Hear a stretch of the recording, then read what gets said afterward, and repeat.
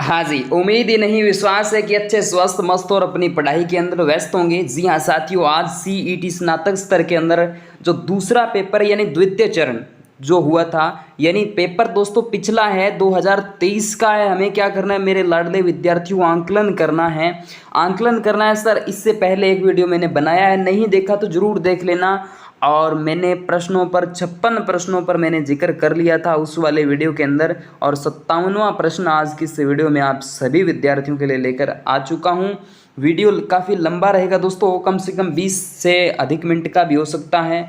पूरा देखना है, पैसेंस बना के देखना है लाडले विद्यार्थियों। और जो विद्यार्थी नए हैं चैनल को सब्सक्राइब करेंगे, फेसबुक पेज पर देख रहे हैं तो फॉलो कर लेंगे। और इसके साथ ही दोस्तों जो विद्यार्थी टेलीग्राम से नहीं जुड़े तो टेलीग्राम से जुड़ें, और इस नंबर पे आप अपना शुभ नाम और सिटी मुझे सेंड कर दीजिएगा। आपका नंबर जो है वो सेव कर लिया जाएगा। आइए मेरे दोस्तों, सबसे पहला प्रश्न आपके मोबाइल स्क्रीन पे आ जाता है कुछ इस तरीके से, और आ भी गया है। देहद येलो, देहलो जो है किस फसल की उन्नत किस्म है? देहद येलो। ये दोस्तों आपके 57 नंबर दोस्तों, इसमें गन्ना, चना, गेहूं और इसके अलावा दोस्तों 4 नंबर ऑप्शन आपके सामने आ जाता है मूंगफली। करेक्ट आंसर आपका रहेगा चना। ठीक है, वैसे गणगौर नाम की प्रसिद्ध किस्म है चने की। तो चलिए दूसरा यानी 58 नंबर प्रश्न आपके सामने है कि जनगणना 2011 के अनुसार राजस्थान के किन जिलों में अनुसूचित जनजाति का जिले की कुल जनसंख्या में प्रतिशत सबसे कम पाया जाता है? सबसे कम प्रतिशत की जब भी बात आ जाएगी दोस्तों तो बीकानेर और नागौर का नाम लिया जाएगा। उसके बाद निम्नलिखित में से कौन सा जिला राजस्थान का अधिकतम फेल्सपार उत्पादक है? अधिकतम फेल्सपार उत्पादन की जब भी बात करेंगे तो दोस्तों अजमेर का नाम आ जाता है। उसके बाद निम्नलिखित नदियों में से कौन सा अध्यारोपित नदी का उदाहरण है? अध्यारोपित नदी की जब भी बात की जाएगी दोस्तों तो बनास यहाँ पे बिल्कुल करेक्ट आंसर हो जाएगा। चलिए अगला प्रश्न देखिएगा, कथन को ध्यानपूर्वक पढ़ना है और उसके बाद अपना जो आंसर है वो छाप देना है दोस्तों। राजस्थान का महाधिवक्ता कार्यालय राज्य पुनर्गठन अधिनियम 1956 के अनुसार राजस्थान राज्य के गठन पर अस्तित्व में आया। बिल्कुल ठीक बात है।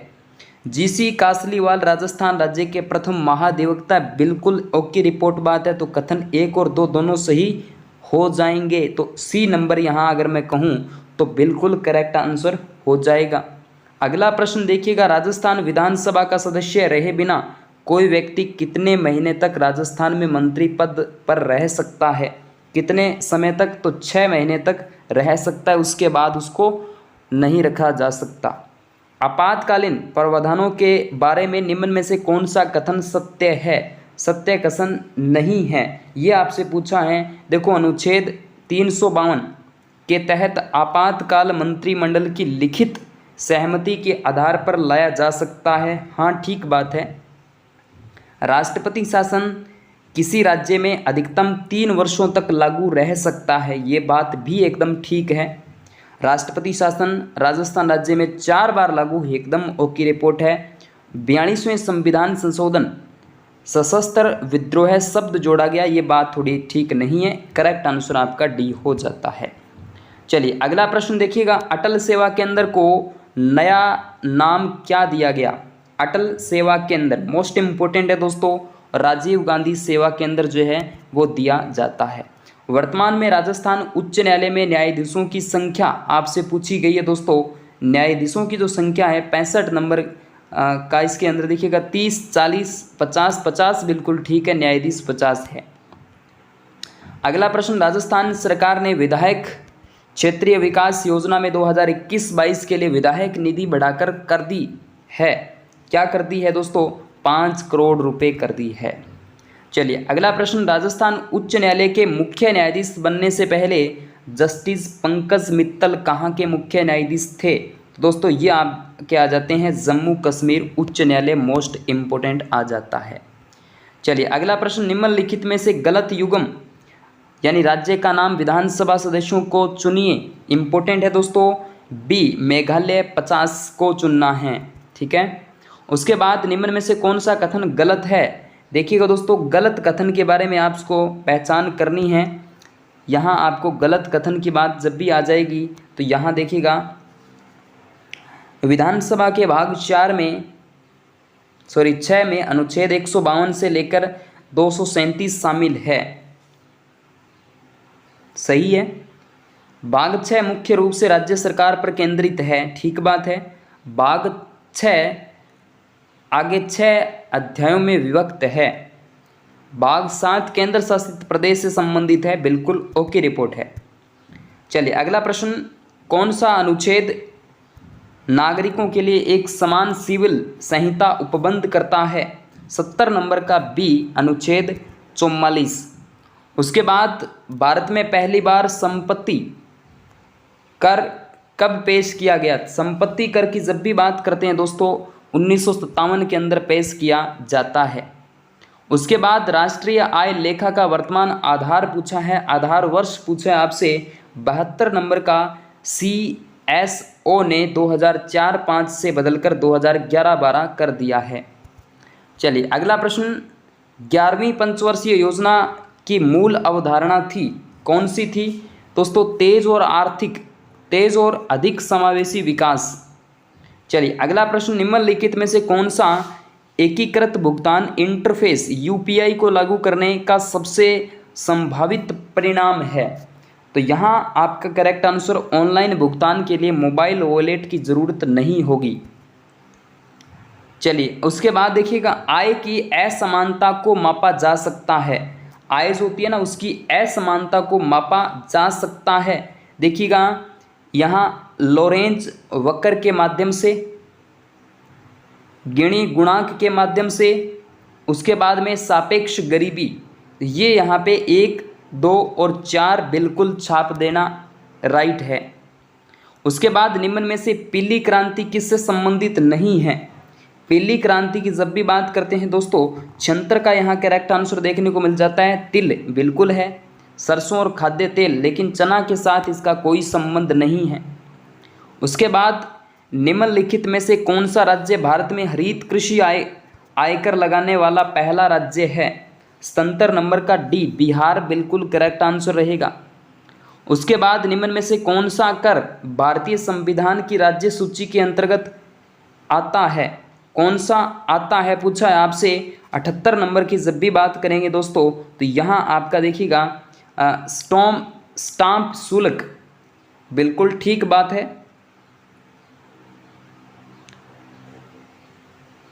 स्टाम्प शुल्क,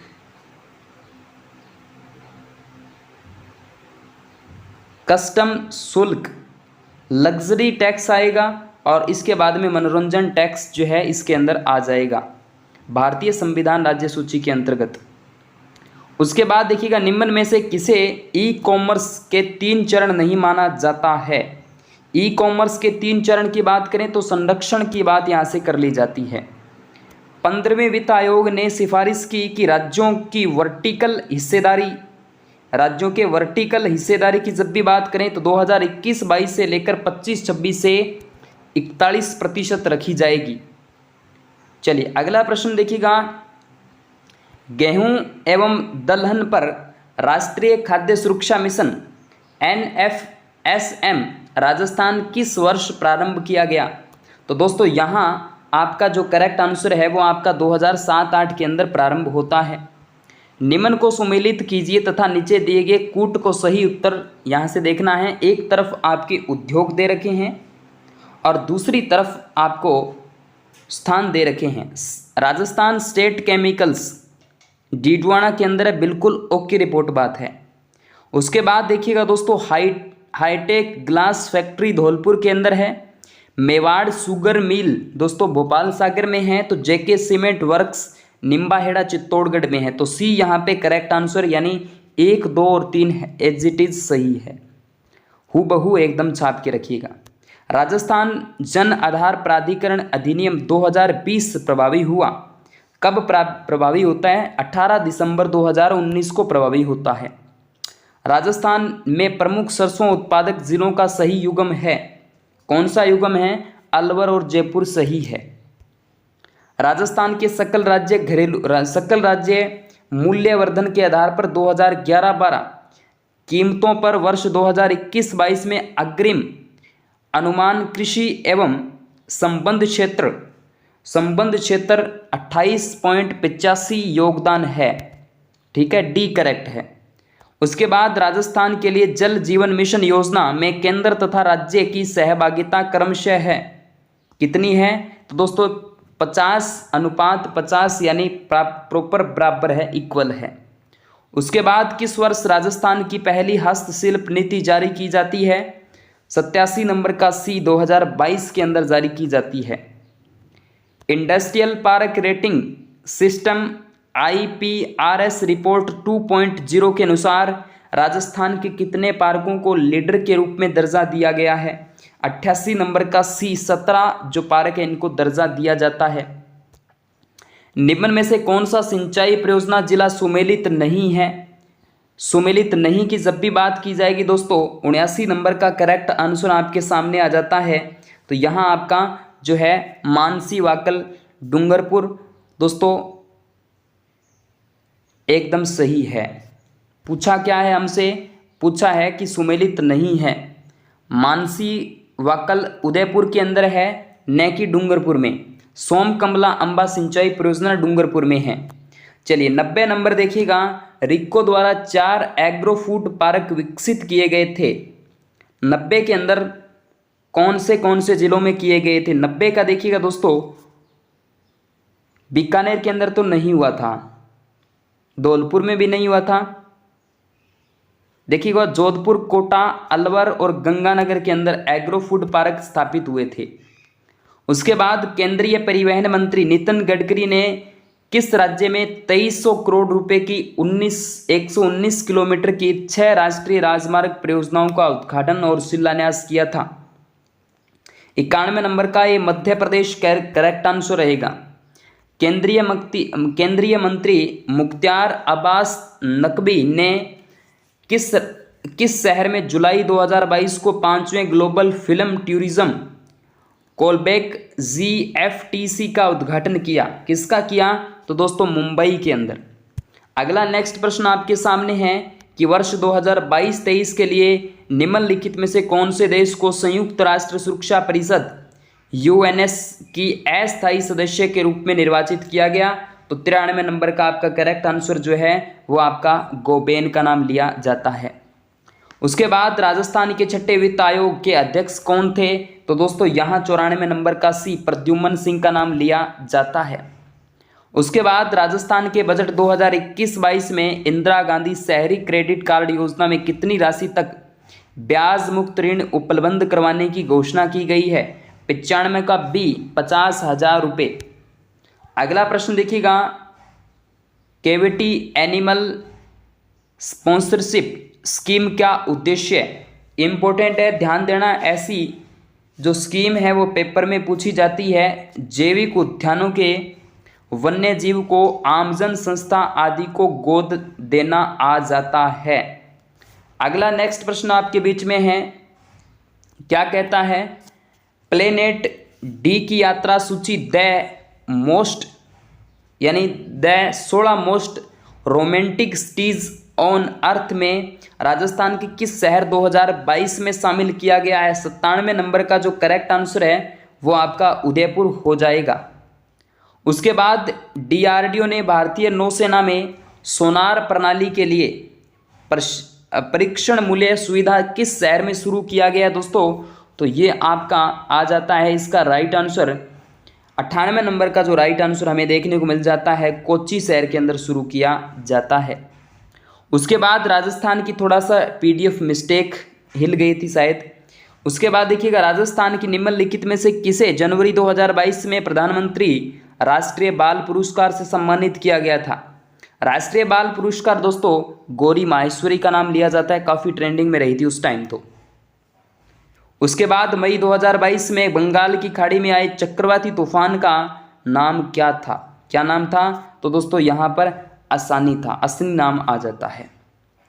एक फाइल सिस्टम में वर्तमान निर्देशिका से पथ को परिभाषित करता है तो रिलेटिव पाथ नेम। ठीक है, चलिए अगला प्रश्न, सूचना संचार के सभी पहलुओं को नियंत्रित करने के लिए नियमों का समूह जो है, ग्रुप जो होता है, वो क्या कहलाता है? तो दोस्तों वो आपका प्रोटोकॉल कहलाता है।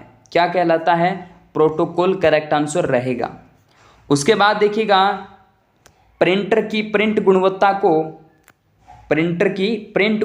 को डॉट पर इंच यानी डीपीआई में तथा प्रिंट गति को पीपीएम यानी पेजेस पर मिनट के अंदर मापा जाता है। सिंपल प्रश्न है, थोड़ा सा ध्यान लगाना था, एकदम ओके रिपोर्ट था।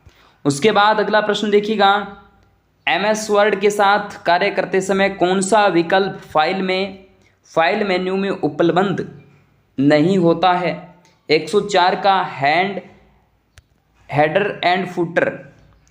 एक कंप्यूटर सेपरेट सीट में क्या सही है यदि वर्तमान या सक्रिय सेल B5 है और अपने एंटर की दबाई है?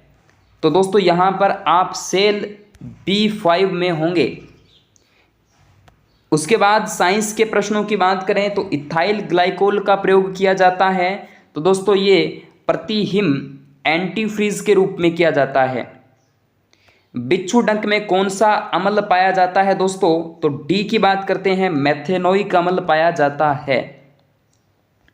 ठीक है, और ये आपका फिजिक्स का एक प्रश्न है। और इसके बाद में यह आपके केमिस्ट्री साइंस ओजोन वाला प्रश्न देखिएगा। ओजोन के बारे में निम्नलिखित में से कौन सा कथन सत्य है? 114 की जब भी बात करते हैं तो इसका राइट आंसर देखना दोस्तों, ओजोन से ऑक्सीजन का निर्माण एक ऊष्माशोषी प्रक्रिया है। ठीक बात है, सत्य पूछा है आपसे। ओजोन से ऑक्सीजन का निर्माण देखिएगा दोस्तों, डी। ओजोन का निम्न स्तर मात्रा या शोभमंडलीय ओजोन वायुमंडल, यही करेक्ट रहेगा दोस्तों। ओके।